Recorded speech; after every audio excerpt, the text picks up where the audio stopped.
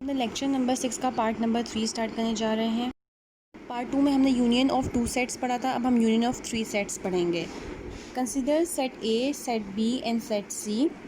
The union of set A, set B and set C is a set which consists of all elements belonging to set A, set B and set C।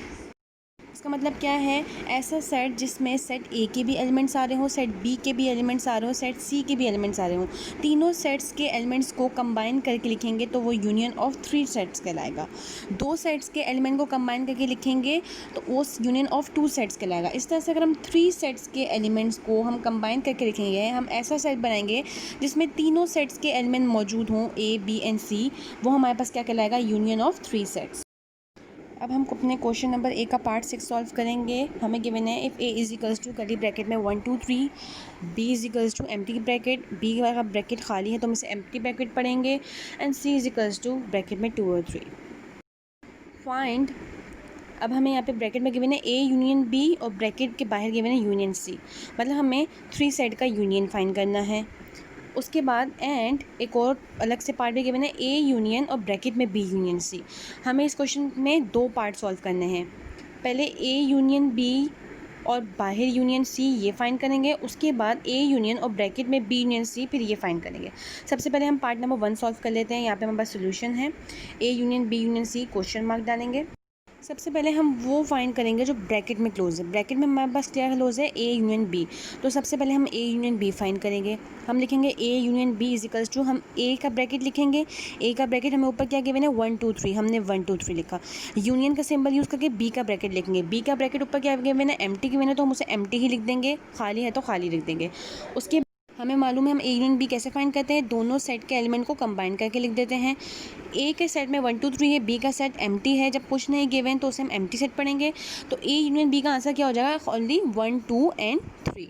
Simple, ये हमारा answer हो जाएगा जब B के bracket empty है। तो ये हमारे पास ए यूनियन बी का आंसर आ गया। लेकिन हमें फाइंड क्या करना था? A union B union C. अब हम ए यूनियन बी को ऐसे ही ब्रैकेट में रहने देंगे, उसके बाद यूनियन सी लिख देंगे, इक्वल्स टू का साइन लगाएंगे। उसके बाद हम ए यूनियन बी हम ऑलरेडी फाइंड कर चुके हैं ऊपर, तो ए यूनियन बी का आंसर क्या है? 1 2 3। तो हम नीचे ए यूनियन बी का आंसर लिख देंगे 1 2 3। उसके बाद यूनियन का साइन लेकर हम सी का ब्रैकेट लिख देंगे। सी का ब्रैकेट में हमें ऊपर क्या गिवन है? 2 और 3 गिवन है, तो हम ब्रैकेट क्लोज कर देंगे। ए यूनियन बी हमने ऑलरेडी फाइंड कर लिया था, तो हमने ए यूनियन बी का सेट पूरा नीचे उतार दिया। यूनियन लगा के हमने फिर सी का सेट लिख दिया। सी के सेट में हमें क्या गिवन है? 2 और 3 गिवन है, वो हमने लिख दिया। अब हम इसका आंसर लिखेंगे A union B union C. तो इसका आंसर हमारे पास क्या हो जाएगा? दोनों का यूनियन का 1 2 3। ए के सेट में ए यूनियन बी के सेट में क्या गिवन है? 1 2 3, और सी के सेट में क्या गिवन है? 2 3। तो जब हम आंसर लिखेंगे तो आंसर सिर्फ 1 2 3 आएगा। दोबारा हम एलिमेंट्स को रिपीट नहीं करते। सी के एलिमेंट्स में भी हमें 2 और 3 गिवन है, तो हम उसे रिपीट नहीं करेंगे, सिर्फ 1 टाइम लिखेंगे। तो 1 2 3 क्या हो गया? हमारा आंसर हो गया A union B union C का। 3 सेट का यूनियन निकालने का तरीका यही है कि पहले आप 2 सेट का यूनियन निकाल लो। उन 2 सेट के यूनियन का जो आंसर आएगा उसमें आप अपना थर्ड सेट को कंबाइन कर दो। और रूल्स के मुताबिक हम पहले उस सेट का यूनियन निकालेंगे जो ब्रैकेट में क्लोज होगा। उसके बाद जो थर्ड नंबर वाला सेट रह जाएगा उसको उसके साथ यूनाइट कर देंगे। इस तरह से इसके पार्ट नंबर 2 पे आ जाएं। पार्ट नंबर 2 है हमारे पास ब्रैकेट में हमारे पास बी यूनियन सी गिवन है और ए यूनियन बी ब्रैकेट के बाहर है। इसका मतलब हम सबसे पहले ब्रैकेट को सॉल्व करेंगे, तो हमने क्या फाइंड करना है? बी यूनियन सी फाइंड करना है। बी यूनियन सी लिखेंगे हम इज इक्वल्स टू, बी का सेट लिखेंगे, बी का सेट एम्प्टी है तो उसे हम एम्प्टी लिख देंगे यूनियन का सिंबल यूज़ करके। उसके बाद सी है, सी का सेट हमें ऊपर क्या गिवन है? 2 और 3। बी यूनियन सी फिर हम लिख देंगे, उसका आंसर क्या आ जाएगा? 2 और 3। जब एक सेट हमारा खाली है तो जो दूसरा सेट हमारे पास होगा वही हमारा क्या हो जाएगा? आंसर हो जाएगा। इसके बाद हमें फाइंड क्या करना था? ए यूनियन और ब्रैकेट में B union C, 3 sets find करने थे। हम सबसे पहले हमारे पास गिवन है ए यूनियन, तो ए गिवन है तो हम सबसे पहले ए लिखेंगे। जो हमारे पास क्वेश्चन की सीक्वेंस होगी हमने वही सेट पहले लिखना है। पार्ट नंबर 1 में हमारे पास ए यूनियन बी पहले था, तो हमने आंसर पहले लिखा और यूनियन सी वाला सेट बाद में लिखा। अब पार्ट नंबर 2 में हमारे पास ए का सेट पहले आ रहा है और बी यूनियन सी का आंसर बाद में आ रहा है। तो पहले हम ए लिखेंगे। ए का सेट हमें क्या गिवन है? ऊपर 1 2 3। उसके बाद हम यूनियन लगाएंगे। उसके बाद ब्रैकेट वाला जो बी यूनियन सी हम ऑलरेडी सॉल्व कर चुके हैं, जिसका आंसर हमारे पास गिवन है 2 और 3, हम वो लिखेंगे। उसके बाद हमारे पास इसमें आंसर क्या आ जाएगा? 1 2 और 3।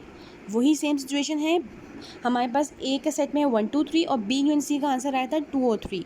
रिपीटेशन अलाउ नहीं है, इसलिए हम 2 और 3 को 1 टाइम लिखेंगे, अगेन एंड अगेन रिपीट नहीं करेंगे। 3 सेट का यूनियन फाइंड करने के लिए आपने सबसे पहले ब्रैकेट वाले सेट को सॉल्व करना है। उसका जो आंसर आ जाएगा उसमें आपने अपना थर्ड सेट को यूनाइट करना है।